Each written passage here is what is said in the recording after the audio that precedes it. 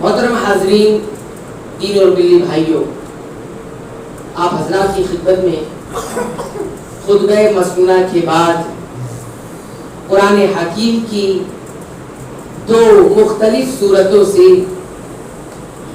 چند آیات تلاوت کی گئی ہے۔ پہلی سورہ ہے سورہ المؤمنون اور آیت نمبر 71، اور دوسری جو سورہ ہے سورہ النازعات جو 30ویں پارے کے اندر ہے، اور اس سورت کی آیت نمبر 37 سے لے کر آیت نمبر 41 تک آپ حضرات کی خدمت میں تلاوت کی۔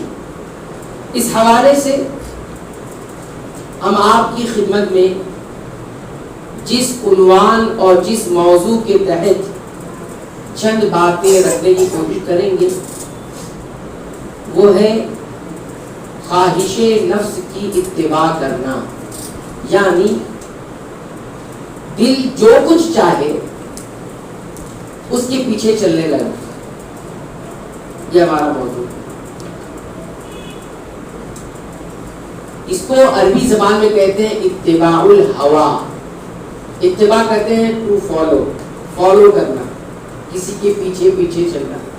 اور الہوا، ہا واو یا، ایک ہوا الف سے ہوتا ہے اردو والا، ہا واو الف ہوا، جو ایئر کو بولتے ہیں، جو ہوا چلتی ہے وہ ہوا نہیں، الہوا بولتے ہیں۔ جو بھی انسان کے دل میں خواہش پیدا ہوتی ہے اس کو بولتے ہیں ہوا۔ جو کچھ بھی پیدا ہو رہا ہے دل میں وہ ہے ہوا، اور اسی پر انسان چلنے لگ جائے، اسی کو فالو کرنے لگ جائے تو اس کو کہتے ہیں اتباع الہوا۔ خواہش نفس کی پیروی کرنے لگا انسان، سب کچھ اسی کو بنا لیا ہے کہ یہ جو کہہ رہا ہے میں وہ کروں گا۔ تو یہ ایک حقیقت ہے انسان کے نفس کے اندر ایک خواہش پیدا ہوتی رہتی ہے، اور بہت سارے لوگ اس کے اوپر چلنے بھی لگتے ہیں اور کچھ لوگ اس سے رکتے بھی۔ تو یہی ہم آپ کو سمجھائیں گے انشاءاللہ۔ اس حوالے سے ہم نے آپ حضرات کی خدمت میں سورہ المؤمنون کی آیت نمبر 71 تلاوت کی، ذرا اس کا ترجمہ دیکھیے۔ اللہ تعالیٰ فرماتے ہیں وَلَوِ اتَّبَعَ الْحَقُّ أَهْوَاءَهُمْ، اگر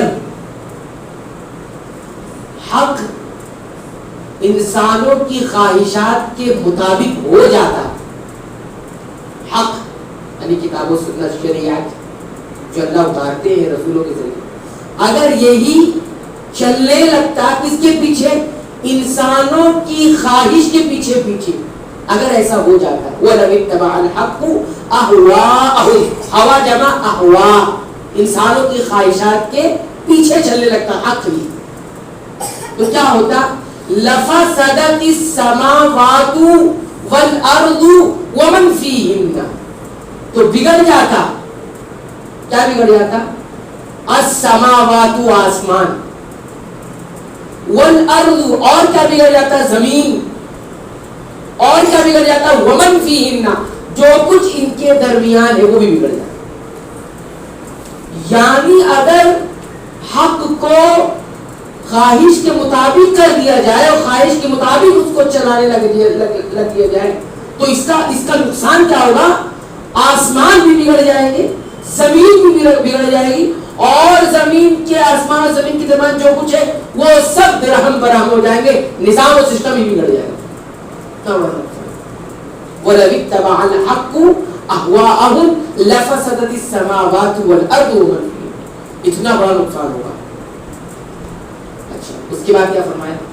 بَلْ أَتَيْنَاهُمْ بِذِكْرِهِمْ، بلکہ ہم نے تو یہ کیا ہے کہ انسانوں کے پاس ہم نے بھیجا ہے، ہم نے عطا کیا ہے بِذِكْرِهِمْ، ان کے ذکر کا سامان، جس سے وہ نصیحت حاصل کریں، جس سے وہ اپنے آپ کو باعزت بنا لے، جس سے وہ اپنے آپ کو ایک مہذب انسان بنا لے۔ بل اتیناہم بذکر، یہ ذکر سے مراد کیا ہے؟ نصیحت۔ نصیحت سے مراد کیا ہے؟ قرآن۔ نصیحت سے مراد کیا ہے؟ قرآن۔ ہم نے قرآن انہیں عطا کیا ہے کس لیے؟ ان کی عزت کے لیے، نصیحت دینے کے لیے۔ لیکن حال کیا ہے؟ فَهُمْ عَنْ ذِكْرِهِمْ مُعْرِضُونَ، لیکن یہ اس ذکر سے، اپنی اس نصیحت سے معرضون، منہ موڑے ہوئے، کیا ہوئے؟ منہ موڑے ہوئے، اس پہ دھیان نہیں دیتے. اس آیت سے ہمیں 4 باتوں کا علم. نمبر 1، اور اس آیت سے کتنی باتوں کا علم ہوتا ہے؟ 4 باتوں کا علم ہوتا ہے. 4 باتیں حاصل ہوتی ہیں. نمبر 1، انگلی پر گرے. نمبر 1، حق کو خواہش کے مطابق نہیں بنایا جاتا، بلکہ خواہش کو حق کے مطابق بنایا جائے. کیا معلوم ہوا؟ کہ حق جو ہوتا ہے اس کے پیچھے چلا جائے، نہ کہ حق کو اپنے پیچھے چلایا جائے. یہ پہلی بات. کیونکہ کیا کہا ہے؟ وَلَوِ اتَّبَعَ الْحَقُّ أَهْوَاءَهُمْ. اگر حق چلنے لگ جائے انسانوں کی خواہشات کے پیچھے پیچھے، یعنی خواہشات آگے ہے پیچھے حق ہے، اپنے خواہش کے حساب سے حق کو سمجھا جائے، یہ کرنا اگر لگ جائے تو زمین آسمان بگڑ جائیں گے. کتنا بڑا فرق رب فرما رہے. تو بتایا جا رہا ہے کہ خواہش کو حق کے پیچھے پیچھے چلایا جائے، نہ کہ حق کو خواہش کے پیچھے چلایا جائے. ٹھیک ہے، یہ پہلی بات معلوم. دوسری بات یہ بتایا جا رہا ہے کہ دنیا میں فساد کا سبب کیا ہوتا ہے. دنیا میں فساد کا سبب کیا ہوتا ہے؟ سبب، فساد کی وجہ، جڑ کیا ہے؟ کیوں فساد پیدا ہوتے ہیں؟ فساد اس لیے پیدا ہوتے ہیں کہ لوگ جو ہے حق کو خواہش کے پیچھے چلانے کی ناروا کوشش کرنے لگتے ہیں. کر نہیں سکتے، نہیں کرنے لگتے ہیں، تو اس لیے فساد پیدا ہوتا ہے. زمین میں آج کرپشن، زمین میں آج فساد، زمین میں آج بگاڑ، کسی قسم کا بھی بگاڑ ہو، وہ اسی وجہ سے ہے کہ لوگوں نے حق کو اپنی خواہش کے پیچھے پیچھے چلانا شروع کر دیا ہے. حق کو اپنے خواہش کے مطابق سمجھنے لگے ہیں، اس کو برتنے لگے ہیں. یہ فساد کی جڑ ہے. دوسری بات. تیسری بات غور سے سنیے. تیسری بات اس آیت کریمہ سے یہ معلوم ہوتی ہے کہ حق کی پہچان لوگوں سے نہیں ہوتی، بلکہ لوگوں کی پہچان حق سے ہوتی ہے. اب یہ بہت گہری بات ہے، ذرا غور سے سنیں گے تو سمجھ میں آ جائے.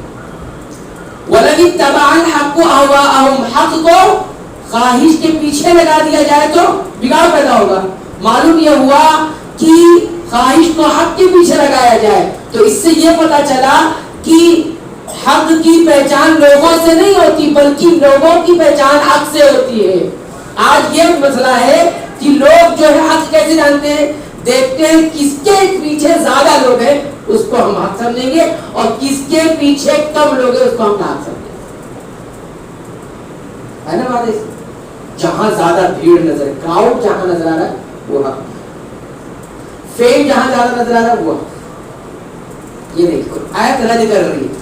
آیت کریمہ اس سوچ کو، اس نظریے کو، اس تھیوری کو غلط قرار دے رہی ہے کہ حق جو ہے لوگوں سے پہچانا نہیں جائے گا، بلکہ لوگ حق سے پہچانے جائیں گے. دلیل جو ہے وہ نہیں ہوتی کہ جس کے ارد گرد بہت سارے لوگ ہیں. دلیل وہ ہوتی ہے کہ جو جس کے ذریعے لوگ پہچانے جائیں. آپ دیکھیں اس کی بہت ساری دلیلیں ہو سکتی ہے، سمجھا جا سکتا ہے اس کو.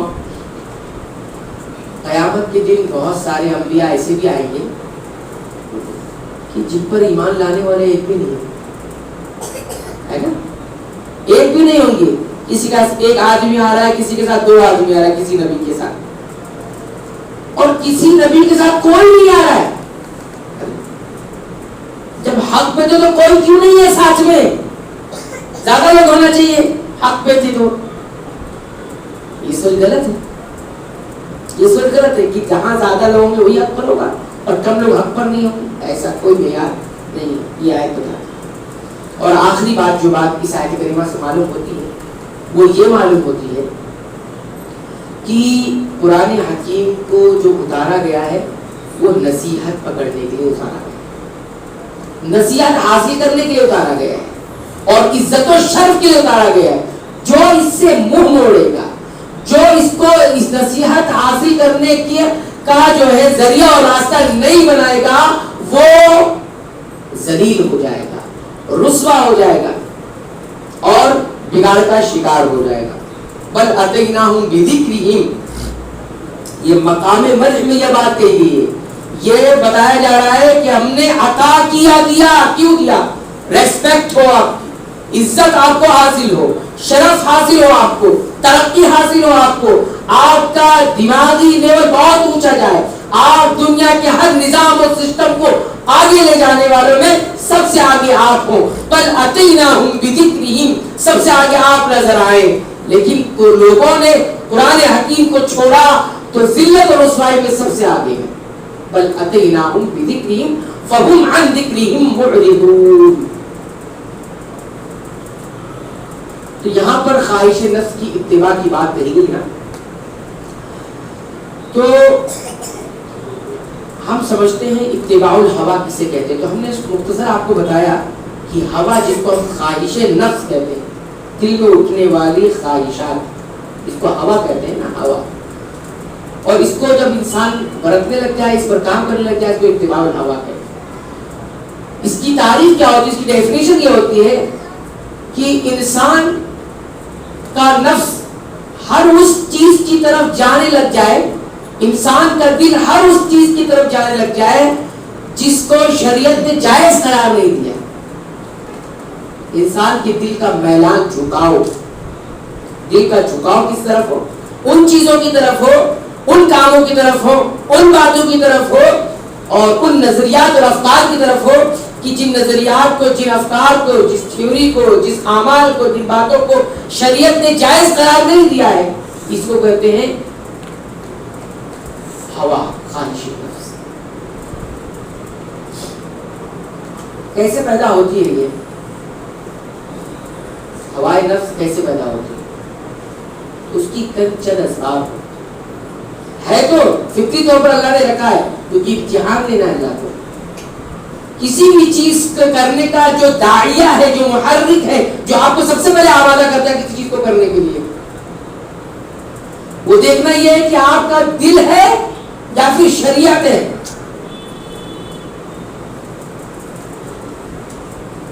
تو جو چیز سب سے پہلے آپ کے آگے آتی ہے وہی آپ کی نیت ہوتی ہے۔ کسی چیز کو کرنے کے لیے سب سے پہلی چیز جو آپ کو تیار اور آمادہ کرتی ہے وہی آپ کی نیت ہوتی ہے۔ اس سے بعد نے کہا، کیا کہا معلوم ہے؟ جو سورہ جمعہ میں آتا ہے، یہ حکم دیا گیا، یا ایھا الذین آمنوا اذا نودی للصلاۃ من یوم الجمعۃ فاسعوا الی ذکر اللہ، کہ جب جمعہ کی اذان دے دی جائے، پکار لگا دی جائے، فاسعوا الی ذکر اللہ، تو تم بیع و شراء چھوڑ دو، خرید و فروخت ترک کر دو، اور فاسعوا الی ذکر اللہ، اللہ کے ذکر کی طرف کوشش کرو، پڑھو، دوڑو۔ بعض اہل علم نے اس کو کہا فاسعوا کا معنی یہ ہے نیت کرو، فاسعوا الی ذکر اللہ، اللہ کی یاد کے لیے نیت کر لو، کیونکہ سب سے پہلے دوڑنے والی جو چیز ہے، یا آپ کو دوڑانے والی جو چیز ہے، وہ آپ کی نیت ہے۔ نیت سب سے پہلے چیز آپ کو دوڑاتی ہے، جو سب سے پہلے آپ کو دوڑا رہی ہے، سب سے پہلے آپ کو تیار کر رہی ہے کسی کام کی کرنے کے لیے، وہی اصل آپ کی نیت ہے۔ اب اس میں دیکھیں کہ یہ دل کی خواہش ہے یا پھر نفس ہے، دل کی خواہش ہے یا پھر شریعت ہے، جو محرک ہے وہ کیا ہے یہ دیکھنا ہے نا۔ اس کے کچھ سبب ہوتے ہیں کہ انسان اتباع الہوا یعنی خواہش نفس کی پیروی کیوں کرنے لگتا ہے، کیوں اسی کے پیچھے چلنے لگتا ہے۔ تو پہلا سبب پہلے نے کہا ہے کہ شریعت کو چھوڑ کر انسان اس لیے خواہش کی پیروی کرنے لگتا ہے کیونکہ وہ ایسے لوگوں کے ساتھ بیٹھتا ہی اٹھتا ہی ہے جن کا مشن، جن کا مقصد ہی یہی ہے کہ ہم اپنی خواہش پہ چلیں گے۔ یہ کفار ہوتے ہیں، کافر ہوتے ہیں، جو جانور کی کیٹیگری میں چلے جاتے ہیں، جن کو اپنے جینے کا مقصد ہی نہیں معلوم ہوتا کہ ہمیں کس لیے پیدا کیا گیا۔ تو ایسے لوگوں کے ساتھ اٹھنا بیٹھنا، ایسے لوگوں کے ساتھ رہنا اور سہنا، یہ ایک وجہ بن جاتی ہے انسان کی خواہش کی، نفس خواہشات نفس کی پیروی کرنے کی وجہ بن جاتی، سبب بنتی ہے۔ اور صرف یہی نہیں ہے، اس کا متبادل، اس کا الٹرنیٹ آ چکا ہے، اس لیے اب ضرورت بھی نہیں ہے اس کی۔ آپ کی آنکھیں کھلی ہے، کان بھی کھلے ہوئے ہیں، دل بھی کھلا ہوا ہے، دماغ بھی کھلا ہوا ہے، حواس سارے کھلے ہوئے ہیں آپ کے۔ 5 جو حواس خمسہ کہلاتے ہیں، 5 سینس جس کو کہتے ہیں، وہ کھلے ہوئے ہیں، اس کے ذریعے آپ کو دیا جا رہا ہے۔ جسے کہا گیا نا کہ خواہشات نفس کی پیروی کرنے والوں کی آپ صحبت دوستی کر لیں، ان کے ساتھ اٹھنا بیٹھنا آپ کا ہے تو آپ بن جائیں گے وہی، لیکن وہ ختم ہو گئی، ابھی فرینڈ شپ ختم ہو گئی، اس کا آپ اس کی جگہ لے لیے کوئی چیز۔ کیا لے لی بھائی میرے؟ دشمنوں نے کہا کہ انسان کو کیسے خواہش کا غلام بنایا جائے، تو 5 سینس ہے نا انسان کے پاس، اس کو اس کے راستے سے اڑیلا جائے چیزیں، تو اس کے اڑیلنے کے لیے انہوں نے کیا کیا؟ جال بچھایا۔ جال کیا ہے؟ ٹیلی ویژن آئے، موبائل آئے اور اس طرح کی دیگر چیزیں۔ اس پہ کیا دکھایا جا رہا ہے؟ دن رات کیا دکھایا جا رہا ہے، کیا بتایا جا رہا ہے، کون سے نظریات ہیں، کون سی چیزیں ہیں، یہ سب غور سے دیکھے تو آپ کو سمجھ میں آئے۔ انسان کا نظریہ، انسان کا عقیدہ، انسان کی سوچ، یہی سب بنا رہے ہیں۔ اور آپ اور میں اپنی 24 گھنٹے کی زندگی کا کیلکولیٹ کریں، اللہ کے باتوں کو ہم کتنا سنتے دیکھتے ہیں، اور یہ دنیا کے جتنے آلات ہیں، جتنی چیزیں ہیں، اس کو ہم کتنا دیکھتے ہیں۔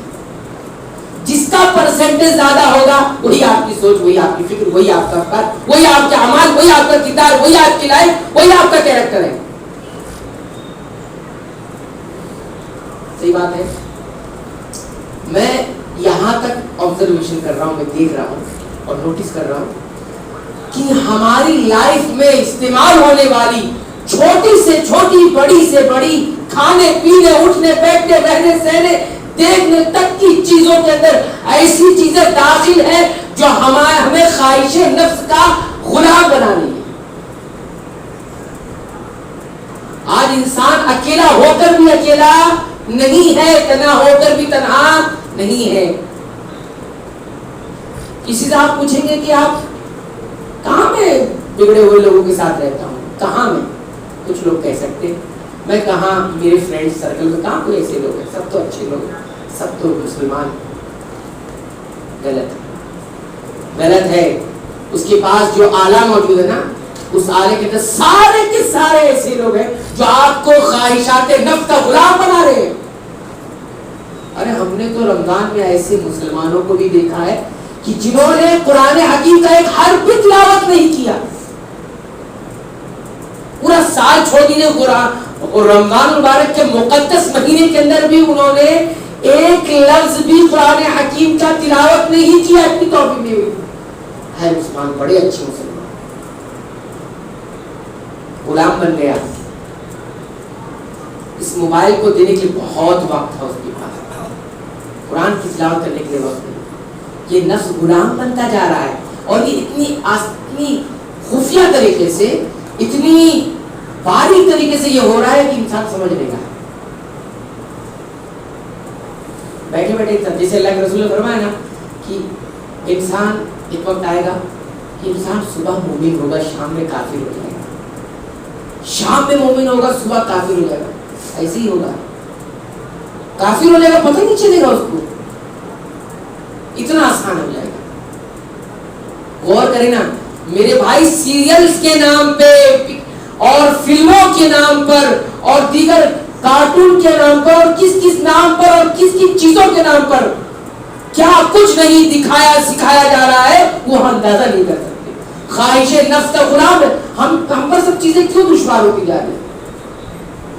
اتنا غلام بنا ہے کہ انسان سننا بھی نہیں چاہتا، اور جو سنا دینا وہ سب سے بڑا دشمن ہے۔ اور میں بہت کڑوی اور تیکھی بات کہنے والا اور منہ پر کہنے والا انسان ہوں، میں اگر حق بیان کر دوں نا تو چھٹی کر دی میری چھٹی ہو جائے، जहां मैं काम करता हूँ मेरी छुट्टी हो जाए। और ये मैं अपनी बात नहीं कर रहा हूँ, ये बहुत सारे उलमा की बात। हक कहने वाले उलमा, हक बताने वाले उलमा की 2 मिनटों में छुट्टी हो जाती है। ये चुटकी बजा के छुट्टी होती है। क्यों? आपने हक क्यों बयान किया? आपने क्यों कह दिया मैं इसमें था, आपने कह दिया मेरे खिलाफ। इतने गुलाम बन चुके हैं, हक सुनना नहीं। सहाबा किराम का तर्ज अमल ये था कि जब मजलिस में बैठते हैं तो जो बात हो रही है वो सिर्फ मेरे लिए हो रही है, दूसरे के लिए है ही नहीं ये बात। और हम जब बैठते हैं सुनने के लिए, ये बात मेरे लिए नहीं है, दूसरे के लिए। ये है ख्वाहिश नफ्स का गुलाम बनना। जब भी बैठे, अगर आपको फायदा उठाना है ना वादो नसीहत से, किसी चीज से, तो जब बैठे तो ये सोचे कि यहां कोई नहीं है सिवाय मेरे, और ये बात सिर्फ मेरे और मेरे खिलाफ है, अगेंस्ट मी, मेरे खिलाफ ये सब बात। तब आप सुधर सकते, तब आप बन सकते। ख्वाहिश नफ्स का गुलाम ऐसे बनता है। मैं बताना मकसूद मेरा ये है कि आज इंसान ये भी कह सकता है, हालांकि दोनों चीजें पाई जाती हैं कि इंसान जो है अपने फ्रेंड सर्कल, अपने फ्रेंडशिप में ऐसे लोगों को रखा हुआ है जो ख्वाहिशात नफ्स पर ही चलते हैं, तो आप ख्वाहिश नफ्स के गुलाम बनते जाएंगे। समाज और माशरा की जो रस्म और रिवाज है ना, हम बोल नहीं सकते। मौलाना आप कैसे बोलेंगे, बवाल हो जाएगा, फसाद हो जाएगा, इतने दिनों से ये चलती हुई चीजें छोड़ दें हम, ये कैसे हो सकता है? हालांकि जानते हैं, मैं तो साफ साफ कहता हूं, आज हमारी शादी हुई और कोई भी मामला हो, हमको अगर दावत देनी हो रसूल अकरम सल्लल्लाहु अलैहि वसल्लम को अपनी शादियों में, आज की मुसलमानों की शादियां, गैरों की शादियां नहीं की बात कर रहा हूं मैं, आज के मुसलमानों की शादियों में हमें दावत देनी हो रसूल अकरम सल्लल्लाहु अलैहि वसल्लम को, और हमें दावत देनी हो सहाबा किराम को, क्या हम दावत दे पाएंगे? आ जाइए हमारे ये मंडप में, आइए अल्लाह के रसूल को दावत दे, आइए। बुला सकते हैं हम? हमारे मामला लिखने में वहां जहां औरतें मेकअप लगाकर, जहां औरतें बन ठन कर बैठी हुई, जहां जो है बड़े बड़े स्पीकर लगाकर और गाने बज रहे हो, म्यूजिक बज रहे हो, हम बुलाएंगे? शर्म आनी चाहिए, हम नजर झुका लें। ख्वाहिश नफ्स की इत्तिबा इसको कहते हैं, इसको कहते हैं ख्वाहिश का गुलाम बनना। हमको कोई परवाह नहीं है, कुरान क्या कहता है हमें कोई परवाह नहीं, रसूल अकरम सल्लल्लाहु अलैहि वसल्लम क्या कहता है हमें कोई परवाह नहीं। हमारा नफ्स क्या कहता है, हमारा स्टेटस क्या कहता है, हमारा मेयार क्या कहता है, समाज और माशरा हमारे बारे में क्या कहेगा, हम वो करेंगे। इसको कहते हैं ख्वाहिश नफ्स का गुलाम बन जाना। सिर्फ एक बात पर मैं इतनी बात करूं तो वक्त खत्म हो जाए कि चारों तरफ हम उन चीजों को ले रहे हैं, ऑब्जर्व कर रहे हैं जो चीजें ख्वाहिश का गुलाम बना रही है। इतना मैं कहता हूँ, इतना बावला हुआ है इंसान, और दिलों की सख्ती इतनी ज्यादा है कि कोई सेंस नहीं है, सेंस ही खत्म हो चुका है इंसान, सेंस ही खत्म हो चुका है, मुकम्मल मर चुका है, कुछ पता नहीं चलता। मैं बड़ा हैरत में रहता हूँ कि बड़े से बड़े हादसा देखिए ना, आज फिल्मों के जरिए ऐसी ऐसी चीजें दिखा दी जाती हैं, वल्लाह बता रहा हूँ कि आज हमें बड़े बड़े हादसा, अभी देखिए लाइव जो मर्डर हो गया, लोगों को शूट कर दिया, मत कुछ नहीं पता, सब लोग आराम से बैठ के बच्चे सब देखते, ये किसी को मार दिया गया, कुछ पता नहीं, कोई दिल में आने से इतने दिल सख्त हुए, इतने दिल सख्त हुए, खून देखकर भी हमें कुछ नहीं होता, इतने दिल सख्त हुए, इतना देख देख कर हमें सेंस की जो है ना वो खत्म हो गई। तो हम कहां से गुजरेंगे, हम कहां से गुजरेंगे? इसको कहते हैं ख्वाहिशात नफ्स का गुलाम बनना। नमाज एक वक्त की छूट जाए ना तो हमें कोई मतलब नहीं, एक वक्त छोड़ दी, कितनों वक्त की हमारी नमाजें तर्क हो जाती, छोड़, हम हराम खाते चले जाते हैं कि हमें एहसास नहीं होता है। इसको कहते हैं ख्वाहिश नफ्स का इतना गुलाम बन जाए। एक सबब हमने बताया, ऐसे बहुत सारे सबब हैं कि उस पर हम बात नहीं कर सकते। नबी अकरम सल्लल्लाहु अलैहि वसल्लम ने बताया कि ख्वाहिश नफ्स का जब इंसान गुलाम बनता है तो उसको बहुत सारे नुकसान उसको उठाने पड़ते हैं। मैंने सारी बातें जिक्र कर दी, सारी बातें मैंने जिक्र कर दी। एक तो ये होता है कि इंसान की जो राय होती है ना वो हमेशा खराब होती है। जो ख्वाहिश नफ्स का गुलाम होता है ना, वो आप उससे सजेशन ले जाएंगे, आप उससे राय ले जाएंगे तो आपको राय दूसरी तरफ देगी, राय दूसरी। मैं एक छोटी सी, क्योंकि मैं बहुत मोटी मोटी बात करने वाला था, मैं बहुत दिमाग वाला नहीं, बहुत कम दिमाग वाला हूँ, तो आप सुनिए मेरी बात। हाँ, अभी सोशल मीडिया का जमाना है, हमको लोग मशवरा देने आते हैं, मौलाना आपके दर्स रिकॉर्ड होते हैं और लोग देखते हैं सुनते हैं, तो क्या ये नहीं बताया जाता कि आपके दर्स से बड़ा फायदा, ये बताया मौलाना आप इसको ऐसा कुछ सिस्टम कर लीजिए जिससे आपकी कमाई बढ़े। اب بھائی کماؤ اس سے دنیا کماؤ اس سے، دنیا کمانے کے لیے چیزیں، دنیا کماؤ. اب یہ مشورہ مسلمان اچھے مسلمان دینے کے لیے آتے ہیں. اس کو کچھ ایسا سسٹم کر لیجیے کہ کمائی بھی ہو. آپ کمائی بھی کیسے کمائی ہو جائے گا؟ ہمارا مقصد کمائی ہے اس سے. یہ تو ایک نشر کا ذریعہ ہے جو ہم پھیلا رہے ہیں کہ زیادہ تر لوگوں تک بات حق پہنچ جائے بس. لیکن دیکھیے مشورہ تو رائے بھی بڑی آتی انسان کی. آخرت پیش نظر میں آپ دنیا دکھا رہے ہیں یہاں سے. آدمی جب کمائی کے پیچھے جاتا ہے پھر وہ آگے بڑھتا چلا جاتا ہے. اچھا کمائی پھر یہ بھی ہونا چاہیے، یہ بھی ہونا چاہیے، پھر یہ بھی ہونا چاہیے. ہاں پھر آدمی اس ٹریک سے ہٹ گیا، اس انٹینشن سے ہٹ گیا جو آخرت کا انٹینشن تھا، وہ ہٹ کے اب دنیا آ گئی. اب یہ خواہشات کا غلام بن گیا. ایسا ہے ہر چیز میں انسان خراب رائے دے گا جو خواہش نفس کا غلام ہو. آپ کو آخرت نہیں بتائے گا. آخرت دکھانے والے میرے بھائی کم رہ گئے ہیں. آپ کی غلطی بتانے والے میرے بھائی نہیں رہ گئے ہیں. آپ کی تعریف کرنے والے بھی بہت اچھا ماشاءاللہ.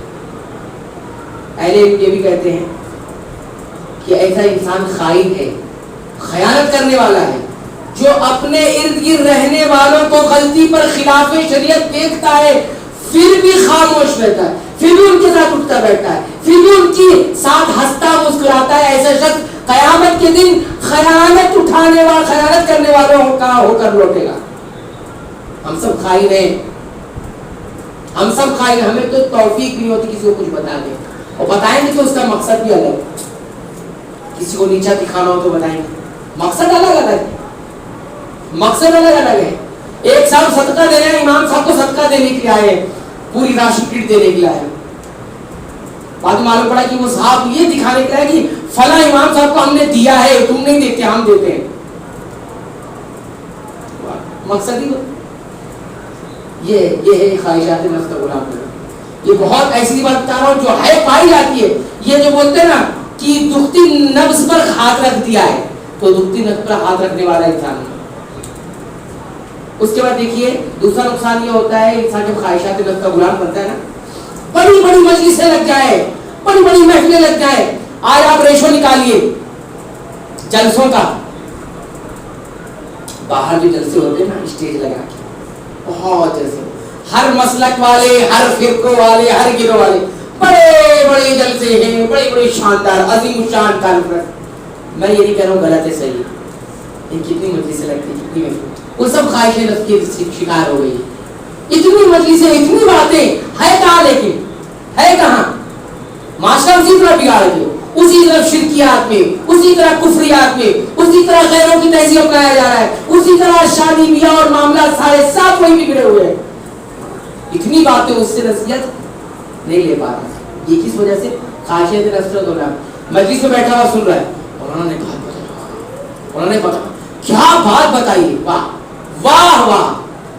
اسی واہ نے تو تباہ کیا ہے، اسی واہ نے تباہ کیا ہے. یہ واہ ہی تباہ کرتا ہے. بہت اچھی تقریر تھی، بہت اچھا بیان. اچھا بیان تو آیا کیوں نہیں آپ کی زندگی میں؟ اچھا بیان تو اس کا مطلب آپ انٹینشن نہیں بیٹھے. ہم سننے کے بیٹھتے کون کتنا اچھا بیان کرتا ہے، کیا ضرورت ہے؟ حق بیان کرنے والا حق بیان کر. اچھا برا نہیں ہوتا، اگر حق بیان کر رہا ہے تو کتنا بھی بولنے والا کتنا ہی جو صحیح سے بیان نہ کر سکے، لیکن وہ حق تو حق ہے، وہ تو بدل نہیں گیا. بھائی اصلی نوٹ جو ہوتی ہے اصلی رہے گی نا، کتنی پرانی ہو جائے اس کی ویلیو تو نہیں ختم ہو جائے گی کہ کوئی اس سے سامان آپ کو نہیں دے گا. نہیں یہ پرانی ہو گئی اب آپ کو کم سامان ملے گا، ایسا تو نہیں ہوگا. اصلی اصلی رہے گا، حق حق رہے گا، اس کو سجاوٹ کی ضرورت نہیں پڑتی. تو نصیحت حاصل نہیں کرتے، نصیحت حاصل نہیں کرتے، اپنے اندر انقلاب لانے کی کوشش نہیں کرتا انسان. یہ خواہشات نفس کی غلامی کا نتیجہ اور نقصان ہوتا ہے. اسی طرح انسان کی عقل اور علم دونوں ضائع ہو جاتا ہے خواہشات نفس کی وجہ سے. جو خواہشات نفس کا ہوتا ہے نا، کتنا بڑا عقل مند کیوں نہ ہو اس کی عقل چلی جاتی ہے، اور کتنا بڑا صاحب علم کیوں نہ ہو اس کا علم بھی برباد ہو جاتا ہے. اس سے بگاڑ جو ہوتا ہے نا، علماء کا بگاڑ سب سے بڑا بگاڑ ہوتا ہے. اس کے بعد انسان کو چوتھا نقصان جو پہنچتا ہے اس خواہشات نفس سے، وہ یہ پہنچتا ہے کہ انسان ہلاک ہو جاتا ہے. میں نے خطبہ مسلمہ کی بات آپ حضرات کی خدمت میں نبی کریم صلی اللہ علیہ وسلم کا ایک فرمان پڑھا تھا، اس کو بہت سارے محدثین نے اپنی کتابوں میں نقل کیا ہے. صحیح روایت ہے، اللہ کے رسول صلی اللہ علیہ وسلم نے فرمایا ثلاث مہلکات، 3 چیزیں ہلاک کر دیتی، برباد کر دیتی۔ کیا ہے وہ 3 چیزیں؟ شح مطاع، انتہائی قسم کی بخیلی برباد کر دیتی، انسان کو تباہ کر دیتی۔ بخیل ہوتا ہے انسان اور انتہائی درجے کا ہے، تو تھوڑا بہت بخیل ہے چلو ٹھیک ہے، لیکن ایک انتہائی قسم کا بخیل ہے، ایسا بخیل اپنے آپ پر بھی نہیں خرچ کرتا، ایسے بخیل ہوتے ہیں۔ اور پھر دین کی راہ تو چھوڑ دیجیے، اپنے آپ پر بھی وہ برباد ہو جاتا ہے، برباد ہو جاتا ہے۔ کچھ لوگوں کی عادت ایسی بخالت ہوتی ہے، پیسے رکھ کر گنتے رہیں گے، گنتے رہیں گے، بینک بیلنس چیک کرتے رہیں گے، آپ کتنا بینک بیلنس ہے میرے پاس، روز چیک کریں گے، بینکوں کا چکر لگائیں گے، کتنا بینک ہے، کتنا بیلنس ہے میرے پاس، موبائلوں میں چیک کرتے رہیں گے۔ انتہائی کو خرچ نہیں، انتہائی قسم کی ہلاک کرنے والی۔ دوسری کیا فرمایا؟ ہوا متبع، ایسی خواہش جس کے پیچھے چلنے لگ جائے انسان۔ تو ہر چیز سے پہلے آپ سوچیں کہ یہ میری خواہش نفس سے ہے، میں یہ شریعت کا ہوں، میں یہ شریعت کی جو چیز آپ کو ابھار رہی ہے کرنے پر، وہ میرا نفس ہے یا پھر شریعت ہے؟ بس شریعت بناؤ اس کو شریعت بناؤ، دینی مزاج بناؤ، اپنے مزاج کو دینی بناؤ، نہ کہ دین کو اپنے مزاج کے حساب سے بناؤ۔ آج لوگوں نے دین کو اپنے مزاج کے حساب سے بنانا شروع کیا ہے، دینی مزاج بنانے کی بات میں کر رہا ہوں۔ اور جب تک آپ اس راستے کو کٹ نہیں کریں گے، اس راستے کو، اس باندھ کو بند نہیں کریں گے جہاں سے یہ چیز آتے ہیں، تب تک آپ نہیں کر سکتے۔ اور تیسری چیز فرمایا اعجاب المرء بنفسه، انسان اپنے آپ کو ہی پسند کرنے لگ جائے۔ اس کو عجب ایک بیماری ہوتی ہے، عجب دل کی ایک روحانی بیماری ہے، میں ہی ٹھیک ہوں، میں سب سے اچھا، یہ برباد کر دیتی ہے انسان کو۔ کچھ انسان ایسے ہوتے ہیں جن کو اپنے علم کا اتنا غرور ہو جاتا ہے، میں ہی علم والا ہوں، کوئی اور علم والا نہیں ہے۔ کچھ انسانوں کو اپنی نمازوں کا اتنا غرور پیدا ہو جاتا ہے، میں ہی نمازی ہوں، دنیا بھی نمازی ہے، وہ کوئی انسان اس کو اچھا نہیں لگتا، سب میں ہی ہوں۔ اعجاب، اپنے آپ خود پسندی، اردو والے اس کو بولتے ہیں خود پسندی۔ کیا بولتے ہیں؟ خود پسندی۔ یہ خود پسندی اللہ کے رسول صلی اللہ علیہ وسلم نے فرمایا انسان کو تباہ کر دیتی، اپنے آگے کسی کی رائے دیکھتے ہی نہیں، اپنے آگے کسی کی سنتے ہی نہیں، یہ برباد ہو جاتے ہیں، ہلاک ہو جاتی ہیں۔ اور اتنے ہلاک ہوتے ہیں، اتنے ہلاک ہوتے ہیں، دین بھی برباد ہو جاتا ہے۔ دنیاوی اعتبار سے برباد ہوتے ہی ہوتے ہیں، لیکن دین ہوگی، بلکہ بعض روایتوں میں تو کہا گیا ہے موڑ دینے والی بیماری، موڑ دینے والی، یہ بالوں کو نہیں موڑتی، انسان کے دین کو ہی موڑ دیتی ہے۔ یہ ایک بات ہے کہ یہ سارے نقصانات ہوتے ہیں خواہشات نفس۔ آج سے تہیہ کریں کہ ہم جو ہے خواہشات نفس پر نہیں چلیں، ہر دل میں خیالات اٹھنے والا صحیح نہ۔ ایک نقصان یہ بھی بتایا ہے اہل علم نے کہ خواہشات نفس کا غلام بننے کی وجہ سے انسان کیا کرتا ہے معلوم ہے؟ دین میں نئی نئی چیزیں ایجاد کرتا ہے، ابتداء الدین، دین میں نئے نئے عمل ایجاد کرتا ہے اپنے، کیونکہ خواہشات کے اوپر حساب سے چل رہا ہے نا، تو کسی چیز کو اپنا ایک نیکی بناتا ہے اور اس کو کرنے لگتا ہے، کہتا ہے یہ بہت اچھی چیز ہے، یہ بہت اچھی چیز ہے، دین بنانے لگتا ہے وہ، حالانکہ وہ ہوتی نہیں ہے دین میں، ہوتی نہیں ہے دین میں، ایسی بھی کوئی چیز نکال لیتا ہے۔ اس لیے آپ دیکھیں گے جتنے بدعات ہیں، جتنے خرافات ہیں، وہ سب اسی وجہ سے ہے کہ جب کوئی خواہش اس کی پیدا ہوئی دل میں، اب اس خواہش پر اسے چلنا تھا، اب چلنے کے لیے کیا کرے؟ چل تو نہیں سکتا نا ویسے، کیونکہ دین ہی نہیں ہے، وہ تو دین ہی نہیں، وہ صحیح نہیں ہے، اب اس کو دین کا نام دے کر اس کو چلایا جاتا ہے۔ اسی ساری بدعات کی بنیاد اسی پر قائم ہے۔ جتنی بدعات، خرافات عبادتوں کے نام پر، محبتوں کے نام پر جو کی جاتی ہے، چاہے وہ اجتماعی شکل کی ہو، انفرادی شکل کی ہو، کسی بھی شکل کی ہو، اس کے پیچھے جو بنیاد ہے وہی خواہشات نفس ہے۔ انسان اپنے نفس کا غلام بنا ہوا ہے، اس کی وجہ سے اس کو کرنا ہے۔ آج دیکھیں نا جتنی بدعات و خرافات، جس میں جتنی معصیتیں ہوتی ہیں، اس کی بنیاد کیا؟ یہی خواہشات ہے۔ انسان کو ڈھول بجانا تھا، تاشی بجانا تھا، ڈی جے سننا تھا، میوزک سننا تھا، اس کو دین بنایا اور اس کو عبادت کا نام دے دیا۔